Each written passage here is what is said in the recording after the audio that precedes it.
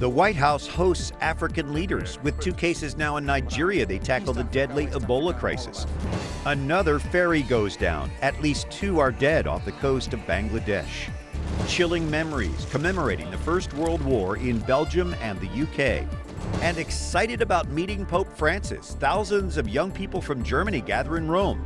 Those stories and more on EWTN News Nightly for Monday, August 4th, 2014.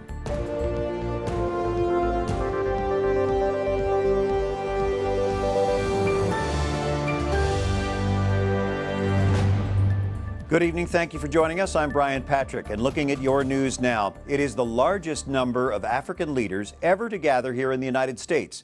The first U.S. Africa Leaders Summit is now underway here in Washington. Our Wyatt Goolsby covers today's kickoff. Wyatt? Yes, Brian, it has been a busy day here in D.C. Nearly 50 African leaders are in town meeting about a whole range of different issues, from the recent Ebola outbreak to creating more jobs for young people. A moment of celebration in downtown Washington. Rallies like this one have been taking place as a 3-day summit begins. What's exciting is that 10 or 11 of the fastest growing countries in the world are in Africa today. Secretary of State John Kerry met with various heads of states. For the White House, the focus is to strengthen ties with one of the world's fastest growing regions. Well, good morning. Today, the Vice President of Liberia painted a challenging but optimistic future for his country. Right now, the Ebola outbreak continues to be a top concern, but there are others, like a lack of skilled workers. We believe after 14 years of conflict, our young people are far from being prepared. Some of them missed out on education, so we do have a lot of shortage of manpower. Allison Huggins, who works in Africa with the international development organization Mercy Corps, told EWTN News Nightly that in the last 10 years, despite the challenges, she's seen a noticeable improvement in Liberia, as well as many other countries on the continent. The government has done an excellent job of restoring law and order and ensuring that it's safe for the citizens. So I do think that that the country is on the right trajectory. That there's a lot of new opportunities and a lot of economic growth going on. And so, as long as they can stay on this trajectory, I think that the future is bright for Liberia. Tomorrow, President Obama will talk with African leaders formally discussing trade as well as other financial ties. And tomorrow evening, both the President and the First Lady will host a dinner for the heads of states. Brian? All right, Wyatt, thank you. Joining us now, 2 people who know the connection between the White House and Africa from a personal experience. Ben Leo worked with the Bush administration on African affairs. He's now at the Center for Global Development. Margaret Talev covers the White House for Bloomberg News and has traveled with President Obama to Africa. And Margaret, let's start with you. What is the president hoping to accomplish bringing these leaders here? Brian, a big part of what he's doing is trying to cement his legacy. I mean, people say he was late to the game on Africa. He's trying to show now not only to put a little bit of momentum behind his various initiatives on power, on food security, on youth, but to gather these people together to be able to say, I'm doing something historic and I really am committed. Do you think he's making up for lost time? He's trying to, certainly. I mean, he's living to such a great extent in President Bush's shadow. President Bush got a lot of credit for the investment in PEPFAR, in treatment and trying to slow the spread of AIDS and of cancer. President Obama doesn't really have that legacy yet in Africa, and he is, of course, the first black president of the United States. There are a lot of expectations on the continent. So for him, this is a real effort to put some real momentum behind some of his initiatives. Ben, you traveled with President Bush to Africa. How do you see the difference in approaches between these 2 presidents? President Bush was very personally and actively engaged when it came to African issues, whether it was global health issues, whether it was economic growth, whether it was resolving some of the long-standing conflicts. He was very, very personally engaged over a sustained period of time. So that led to some very significant initiatives and a lot of progress in partnership with African countries. As Margaret was mentioning, President Obama was largely missing for the first 5 years. He's now, within the last 12, 14 months, focused on a number of very important things that are at the top of the African leaders and ordinary people's agenda, things like access to reliable power, better economic opportunities through trade and investment. So while he was late to the game, he actually is focusing on the right things and with a very current and relevant agenda. Margaret, didn't you travel with President Obama? How was he perceived in Africa? I did. I was able to go twice last year with President Obama, first on that 3-country tour where he really tried to sort of show his presence in Africa, Senegal, South Africa, Tanzania, people in the streets, tremendous interest. And then, of course, he was back again for Nelson Mandela's funeral services. And you saw young Africans, Africans of all ages, tremendously excited, in large part because President Obama's father was from Kenya. To some extent, many Africans see him as one of their own. And the idea of his ascent as president as something that really speaks to the opportunities for many Africans as well as African Americans. So there's still a tremendous amount of enthusiasm, but not as much as when he was first elected president. Kind of their hopes and dreams have come into a reality check among many Africans, where they see kind of where they fell along the priorities compared with the Asia pivot or dealing with the financial crisis. Yeah, the U.S. is not alone in its interest in developing Africa.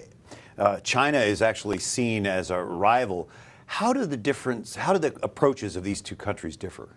So there's quite distinct differences. The way that the U.S. approaches many of these issues is to focus on building local capacity, to do investments, and then open it up for bids. So like if you're going to build a power plant, figure out who the best bidder is, and then back them in partnership with the government. Chinese model is quite different in that they come in, they provide financing, and then the Chinese companies do all of the work.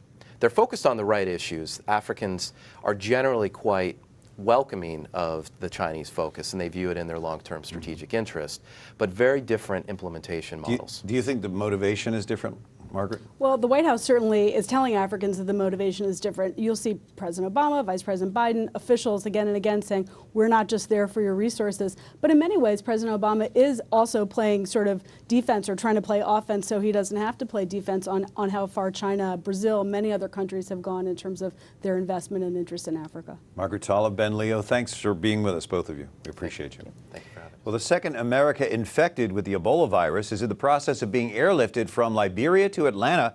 Our Catherine Zeltner has that story. The second American suffering from Ebola is expected to arrive in Atlanta tomorrow. Missionaries Nancy Wright-Bull and Dr. Kent Brantley contracted the virus in Liberia. The specially equipped plane that's going to get Wright-Bull brought Brantley to Atlanta Saturday. Incredibly, he was seen on video walking by himself into Emory University Hospital. Both patients received an experimental serum in Liberia called ZMapp. One doctor described their turnaround after taking the top-secret medication as miraculous. The serum hadn't even been tested on humans. Medical experts say much more testing is needed. But as we all know in medicine, when you have, as we say, an N=1, a single individual that had that experience, you note it and you hope that, in fact, that's the way it has worked. But you've got to withhold judgment as to whether or not that was completely related to the antibody. Brantley's wife tells the charity he works for that he's in good spirits, and he thanked everyone for their prayers. Supporters in several states held services to pray for the pair. I think today was a very uplifting and positive worship service when earlier in the week I was expecting a sad one. The Ebola outbreak has killed more than 800 people in Africa this year alone. Catherine Zeltner, EWTN News Nightly. Now some of the other stories our EWTN News Nightly team has been covering in today's world. A gun control bill is named for him. James Brady, Ronald Reagan's press secretary, critically wounded during the 1981 assassination attempt on President Reagan, has died. After suffering a devastating head wound, Brady undertook a personal crusade for gun control, a federal law enacted during the Clinton administration requiring a background check on handgun buyers bears his name. Brady kept the title of presidential press secretary until Reagan left office in 1989, though he only returned briefly to the position. Brady's family reported his death today. He was 73. The mayor of Toledo has now lifted a water ban that affected 400,000 people in Ohio and Michigan. Lake Erie drinking water has now been declared safe, so the warning has been lifted. People in northwestern Ohio and southeastern Michigan are told to avoid drinking tap water because of toxins contaminating the lake. The Ohio National Guard had been helping deliver pallets of bottled water and operating water purification systems, but again, that has been lifted, that ban. Rescue teams are searching for survivors after heavy rains triggered mudslides in Southern California. One person was killed and hundreds are missing or stranded. everything slides down, and it's just this rush of like rock and water and mud. Torrential rain and deadly mudslides, leaving residents missing and campers trapped in 2 Southern California towns. The rushing water overtaking drivers and leaving cars stranded. This helicopter footage shows the extent of the flooding. Emergency workers forced to break the windows of this car to make sure that nobody is trapped inside. The mud flow leaving roads impassable. 500 children and adults trapped at a local church camp. Crews using bulldozers and other heavy equipment to try to reach the campers as air rescue crews work to free residents and their beloved pets. This van almost completely submerged in mud on a campsite. I knew it was a flash flood. I knew we were in the middle of it, and we only had minutes to decide to turn around. Debris litters the streets, the powerful water knocking even this hot tub from its foundation. Some roads now covered with 6 to 8 feet of rock as floodwaters continue to rush down hillsides and across highways, making driving extremely difficult and very dangerous. We're still looking at just trying to clear the roadways and make sure that people are sheltered in place. Meanwhile, firefighters are focusing their efforts on 2 wildfires burning about 8 miles apart in northeast California. The fires in Lassen National Forest have now scorched close to 100 square miles. One blaze threatening the town of Bernie has prompted the evacuation of a small long-term care hospital annex. 12 other wildfires are burning in central and northern California. Palestinians in Gaza took advantage of a 7-hour Israeli ceasefire today to buy food and water. There were long lines outside money transfer offices and cash machines in Gaza City. People were trying to get money to buy the basics. However, many shops remain closed. The temporary ceasefire and Israeli troop withdrawals has finally slowed violence in the Gaza war. The ceasefire is good. We have to come out to get food and water and to let the children go out. We don't have water. We don't have electricity. We drink the seawater, and that's a miserable thing. Israel continued hitting selected Palestinian targets and said the ceasefire does not include areas where its troops are still operating. A Dutch plane carrying the remains of victims of the crash of Malaysia Airlines Flight 17 is now en route to the Netherlands. Some of the victims' belongings found at the crash site are also on the plane. The West has accused Russia of most likely providing insurgents with surface-to-air missiles that may have been used to shoot the jet down last month. All 298 people on board were killed. Rescuers are digging through shattered homes looking for survivors of a strong earthquake in southern China. The death toll is approaching 400 and is expected to rise. More than 1,800 people have been injured. Thousands of mostly brick homes collapsed when the 6.1 magnitude quake struck Sunday afternoon. Rain and thunderstorms are complicating efforts to bring relief supplies to survivors. Roads have caved in and rescuers have had to travel on foot into this mountainous region. Witnesses capture video of a capsized passenger ferry in central Bangladesh showing an upturned vessel with people clambering on top. Rescuers recovered 2 bodies from the water, and divers were expected to join the rescue and recovery efforts. Local police say 44 people either swam to safety or were rescued. One passenger who survived estimated there were 350 people on board. Local media put that number near 250. Proper passenger lists aren't always maintained in Bangladesh, where river ferries are common forms of transportation. Pope Francis highlights compassion, generosity, and thanksgiving in his Sunday Angelus. Thousands of tourists filled St. Peter's Square under a dreary sky to hear the Holy Father speak about the miracle of the multiplication of the loaves and fishes. Pope Francis concluded his talks by asking Our Lady, Mother of Divine Providence, to help us along the way in a spirit of fraternity. President Barack Obama turns 53 today. He celebrated his birthday early this weekend, playing a few rounds of golf with some old friends. It's back to business today with several closed meetings on his schedule. Coming up, a surrogate mother steps up. She'll raise this baby after his parents reject him. And World War I is commemorated around Europe. We visit England and Belgium tonight.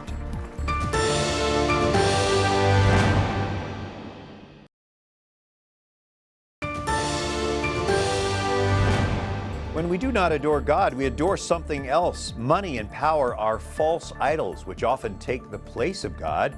That's from the official Twitter feed of Pope Francis today. Thanks for joining us on this Monday, August 4th. I'm Brian Patrick.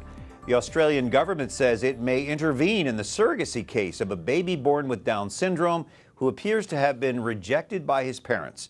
An Australian couple agreed to pay $9,000 to a woman in Bangkok to be a surrogate mother.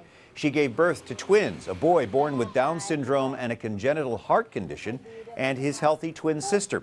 The biological parents brought home the healthy sister, but they deny having abandoned her twin brother. The Thai woman is now taking care of 7-month-old Gammy.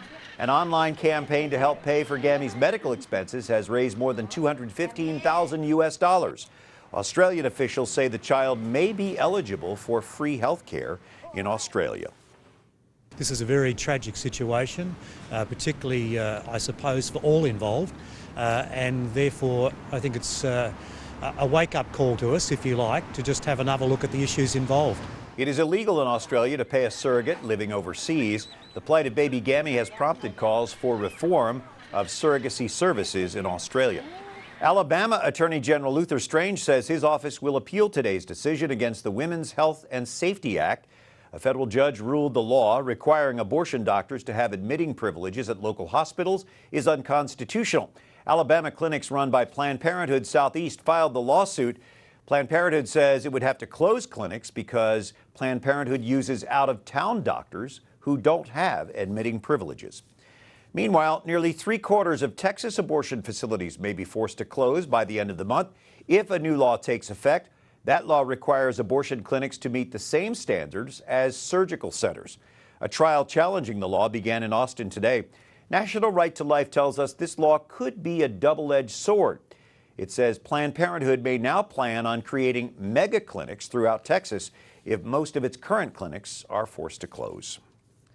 The U.S. government is shutting down emergency shelters at military bases in Texas, Oklahoma, and California, now being used to house unaccompanied immigrant children who are crossing the border.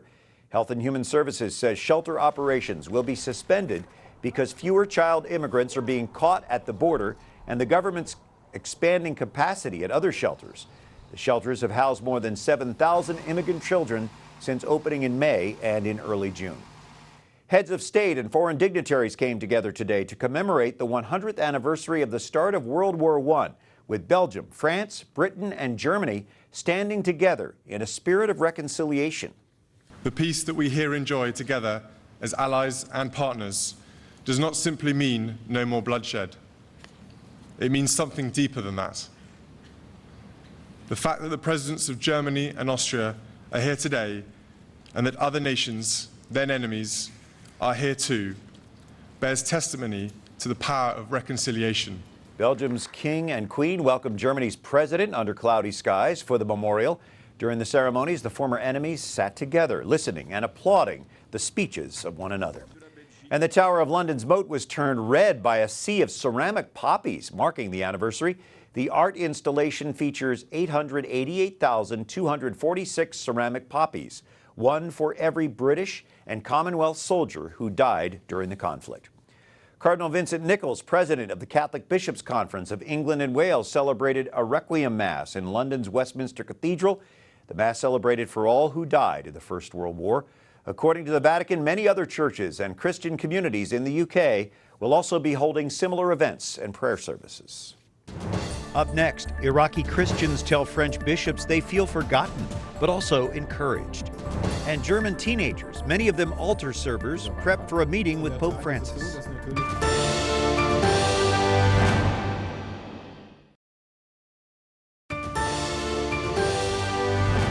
On this Monday evening, you're with EWTN News Nightly. Good evening, I'm Brian Patrick. It's good to have you along. 3 French bishops are sharing their experience after witnessing Christian persecution in Iraq. Islamic extremists recently threatened Christians in Mosul that they must convert to Islam, pay a tax, or be killed. The bishops met with many of the persecuted Christians, saying they were moved by the joyful spirit of these communities despite their recent difficulties. In 4 days, the French bishops met with 50 people in a school, about 200 people in a chapel, and more than 1,000 in a cathedral. The bishops say the Iraqi Christians feel forgotten, but were encouraged by their visit. Joining us now, Jordan Allott, the senior advisor for In Defense of Christians, the founder of In Altum Productions. You were recently in the Middle East. What did you witness there? Well, I had the chance to travel to the Middle East with a new organization based here in Washington, D.C. called In Defense of Christians. And we traveled to Egypt, Lebanon, Iraq, and Syria. And for me, there are 2 big takeaways from those meetings and that trip in general. The first was the need for awareness. Over and over again, and it didn't matter where we were, what country we were in, or who we were talking to, but the same question came up. And that was, what is the West doing? What are Christians in the U.S. doing, or the churches in the United States, or the media, or our government doing to stand up for and in solidarity with the Christians of the Middle East? And unfortunately, we didn't have a very good answer for that. We're not doing enough, are we? Right, and that comes back to awareness. Unfortunately, most Americans, even if they're Christian, they don't know that there are large communities of Christians in the Middle East. They've been there for 2,000 years, and they're very vital as I would say, a voice of moderation in the mainly Muslim communities. So that was one big point. And the second point was that these Christians, they want to stay in the Middle East. I think a knee-jerk reaction would be to say, well, they can come to the West, they can come immigrate to Europe or the United States, but they've been there, their ancestors have been there for hundreds of years, and it's important that they stay for their culture, for their language, for their faith. And again, they're also a voice of moderation against the radicalization that's taking place there. Have you seen Christians helping Muslims in your travels? We saw a lot of that. There are a number of examples, great examples that were very inspiring. The Sisters of Mahdi, we were in Egypt during when the Muslim Brotherhood were in power, and we met with the Sisters of Mahdi, who would help about 100,000 mainly uneducated, poor Muslims every year. We met with the Sisters of the Good Shepherd right on the border with Syria and Lebanon, who are helping hundreds of mainly Muslim refugees. And another quick story was a pastor, an evangelical pastor in northern Syria. We had the chance to travel over the border by foot from Turkey into Syria, and we met with this pastor and his church. And they were dedicating their lives to helping mostly Muslim refugees who had fled from the violence of the civil war. They were providing them with the basic necessities. Now, these Muslims and their children are a lot less likely to be radicalized because of that one-on-one personal connection that they've had with Christians. And we have to remember one quick point. The same radicals that attacked us on 9/11 are the ones behind ISIS and these groups today. So the fewer people that get radicalized, both now and in the future, it's not only good for the Christians and the moderate Muslims in that part of the world, but it's also good for our own national security here. It is what we are to do as Christians as well. You're holding a summit with In Defense of Christians. Tell us about that. Well, In Defense of Christians is focused on unity amongst Christians, making the situation of Christians in the Middle East, I guess, making everybody aware of what's going on, and then advocating on behalf of those Christians. And the summit, and people can go to idcsummit.org to learn more about it, is bringing together religious leaders, political leaders, people who are interested in learning more and advocating on behalf of the beleaguered church in the Middle East. The website again is IDC? idcsummit.org. All right, Jordan Allott with the In Defense of Christians. Thanks for joining us today. Thank you. Well, nearly 50,000 teenagers from Germany are in Rome on a pilgrimage.